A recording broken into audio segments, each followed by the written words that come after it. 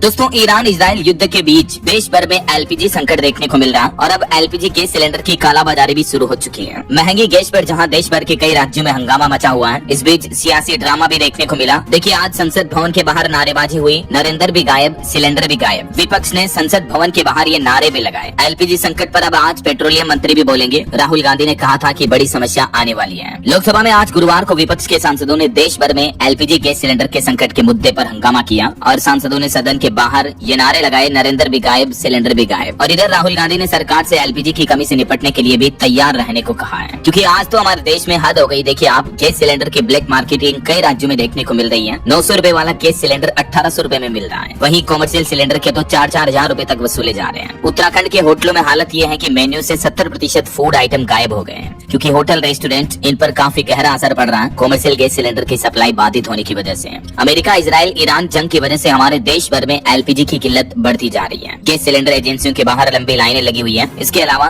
Gas cylinder की कालाबाजारी भी होने लगी है। कई ऐसे मामले देखने को मिले। बिहार में 1800 रुपए तक वसूले जा रहे हैं गैस सिलेंडर के, जबकि मध्य प्रदेश में कॉमर्शियल गैस सिलेंडर 4-4 हजार रुपए में बिक रहा है। बाजार में ब्लैक में बेचे जा रही है। मैंने आपको आज सुबह मॉर्निंग बुलेटिन वाले वीडियो में बताया था कि किस तरह से देश भर में अलग अलग राज्यों के एलपीजी संकट की स्थितियां देखिए आप। देखिए, मध्य प्रदेश में कॉमर्शियल गैस सिलेंडर पर रोक लगी हुई है। 3 गुना में हो रहे हैं ब्लैक। एजेंसी वाले 21,000 रुपए में 4 सिलेंडर बेच रहे हैं। संचालक खुद बोला कि मैंने खुद ही कर्मचारियों को 4-4 हजार रुपए में बेचने को कहा है। ये इन्वेस्टिगेशन दैनिक भास्कर की तरफ से की गई और इसमें ये गैस सिलेंडर की ब्लैक सेलिंग का मामला सामने आया है। एक और ये भास्कर की इन्वेस्टिगेशन देखिए, बिहार में भी कॉमर्शियल गैस सप्लाई बंद है। इस बीच बिहार में 1000 सिलेंडर की डील हुई। घरेलू गैस से रीफिलिंग कर रहे हैं एजेंट्स। बोले कि एजेंसी वाले भी हमारे पास ही भेजेंगे और रीफिलिंग के नाम पर 1-1, 2-2 हजार, 4-4 हजार रुपए तक लिए जा रहे हैं कॉमर्शियल सिलेंडर के। तो कुछ गैस एजेंसी के स्टाफ से फोन पर बातचीत की दैनिक भास्कर की टीम ने और उन्होंने कहा कि सिलेंडर के लिए मारामारी चल रही है, तो ब्लैक में 1800 में मिल रहा है। इधर उत्तर प्रदेश की भी ग्राउंड रिपोर्ट देखिए आप। 1600 से 3500 रुपए में लखनऊ में तुरंत मिल रहे हैं सिलेंडर। एक युवक बोला कि 4 दिन से घर में खाना नहीं बना, होटल रेस्टोरेंट तो बंद हो ही रहे हैं। लेकिन उत्तर प्रदेश में भी लोगों ने दावा किया कि 950 रुपए वाला सिलेंडर 1600 रुपए देने पर तुरंत मिल रहा है और कॉमर्शियल सिलेंडर भी 3500 रुपए देने पर आसानी से उपलब्ध हो रहा है। कई लोग तो अब गैस सिलेंडर नहीं मिलने की वजह से जो चाय के होटल संचालक है वो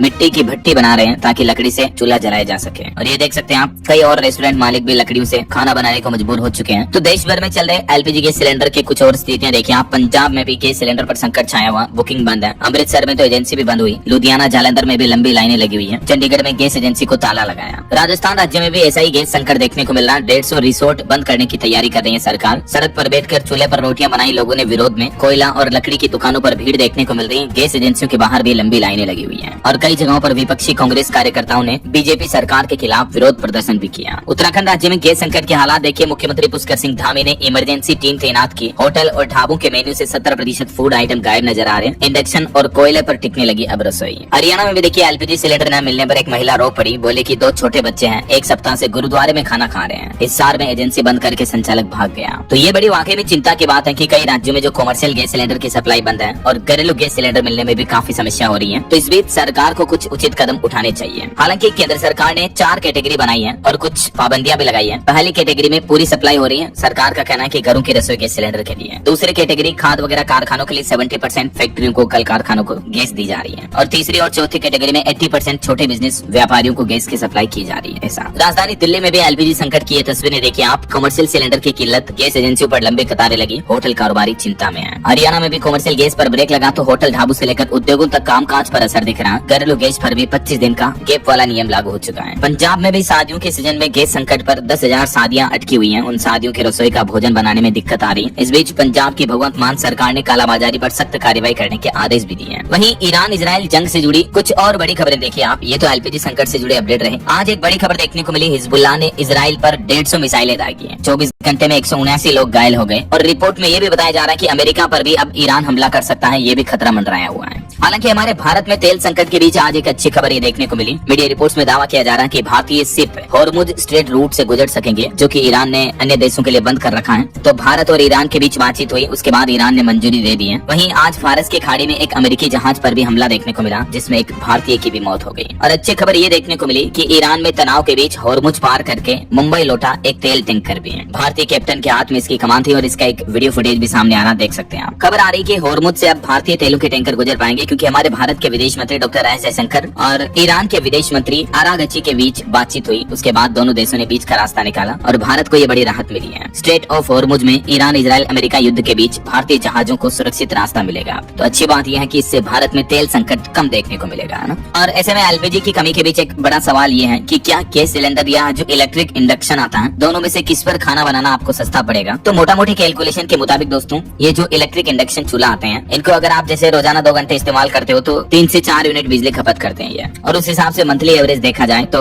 800-900 से 1000 रुपए तक वही खर्चा बैठता है। एलपीजी के सिलेंडर और इंडक्शन दोनों में कुछ प्रोज कौन सा है, लेकिन जो छोटी फैमिली है, एक पति पत्नी या एक बच्चे बच्ची तक खाना बनाने के लिए इंडक्शन भी एक बेहतर ऑप्शन हो सकता है। ऐसा ये मार्केट एक्सपर्ट्स की डिटेल निकल कर आ रही, मैंने आपको बताई। और वहीं देखिए, अमेरिकी राष्ट्रपति डोनाल्ड ट्रंप के पास अब जंग खत्म करने का कोई प्लान नहीं है। ये चौंकाने वाली रिपोर्ट सामने आ रही है। बताया जा रहा है कि ईरान की ताकत का गलत अंदाजा लगाया था ट्रंप ने युद्ध छेड़ने से पहले, और इस युद्ध के साइड इफेक्ट्स में तेल की सप्लाई ठप होगी ये भी नहीं सोचा था ट्रंप ने। आज दुनिया भर में तेल और गैस की वजह से त्राही त्राही मची हुई है। तो अमेरिकी राष्ट्रपति ट्रंप ने पहले इस जंग के इन हालातों का अंदाजा नहीं लगाया था। आज अमेरिका इजराइल ईरान जंग का 13वां दिन है और इजराइल को ईरान के साथ साथ पड़ोसी देश लेबनान के उग्रवादी संगठन हिजबुल्लाह के भी चुनौती का सामना करना पड़ रहा है, क्योंकि हिजबुल्लाह ने भी आज इजराइल पर तकरीबन 150 मिसाइलें दागी, सैकड़ों लोग घायल हो गए। अब तक इस जंग में 1800 से ज्यादा लोगों की मौतें हो चुकी है, लगभग 1900 मौतें, 1878 ये ऑफिशियल आंकड़े हैं, जरा सोचिए आप। इस बीच खबर है, भारत के विदेश मंत्री एस जयशंकर ने ईरान के विदेश मंत्री से 3 बार बातचीत की और मीडिया रिपोर्ट्स में दावा किया जा रहा है कि आखिरकार भारत के लिए तेल सप्लाई का रास्ता खोल दिया गया है। वहीं आज इजराइल ने ईरान पर कुछ नए हमले भी शुरू कर दिए हैं। कुवैत इंटरनेशनल एयरपोर्ट पर भी ड्रोन अटैक देखने को मिला और एक रिपोर्ट ये सामने आने की ईरान में अभी सरकार नहीं गिरा पाएगा अमेरिका, क्योंकि जो मौजूदा लीडरशिप है उसका जनता पर पूरा कंट्रोल है। तो ये अमेरिकी राष्ट्रपति डोनाल्ड ट्रंप की सिर्फ एक गलत फहमी होगी कि ट्रंप चाहे जैसे वेनेजुएला के जैसे ईरान में भी उथल फुथल कर देंगे या सरकार को गिरा देंगे, लेकिन पॉलिटिकल एक्सपर्ट्स का ये मानना है कि ईरान में अब सरकार गिराना ट्रंप के बस की बात नहीं होगी। भले ही अमेरिका ने शुरुआती हमलों में ईरान की टॉप लीडरशिप को खत्म कर दिया,